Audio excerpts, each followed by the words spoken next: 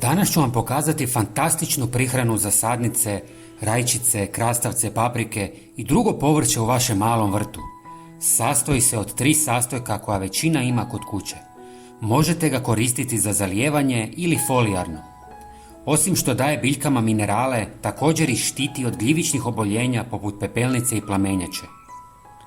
Prvi sastojak je helda, koja je iznenađujuće korisna za prihranu biljaka iz nekoliko razloga.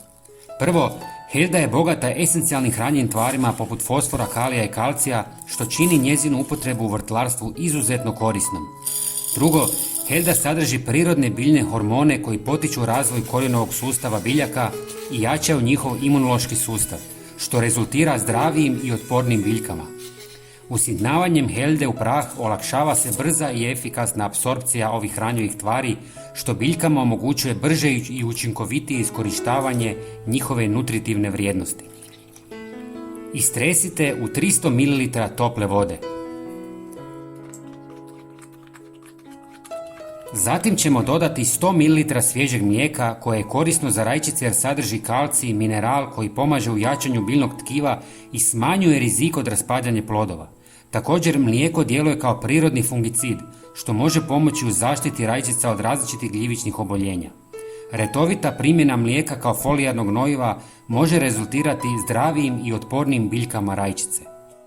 I zadnji sastojak je pola žlice kurkume, koja se tradicionalno koristi u poljoprivredi kao prirodni zaštitni agens za biljke. Kurkuma obiluje spojevima koji posjeduju insekticidna, fungicidna i pesticidna svojstva, čineći je korisnom u borbi protiv raznih štetnika i gljivičnih oboljenja, dok istovremeno štiti korisne organizme. Osim toga, kurkuma pruža blagu prehranu biljkama, dodatno poboljšavajući njihovu otpornost i zdravlje. Sve ostavite u vodi 24 sata kako bi se ispustili hranjivi sastojci.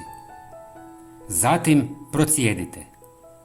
Ako želite špricati, procijedite kroz gazu. Razrijedite sa 3 ili više litara vode, ovisno koliko ste sastojaka koristili. Pogledajte ovu boju. Ma ovo je predivno. Predivno izgleda. Zalijevajte biljke 2 puta mjesečno.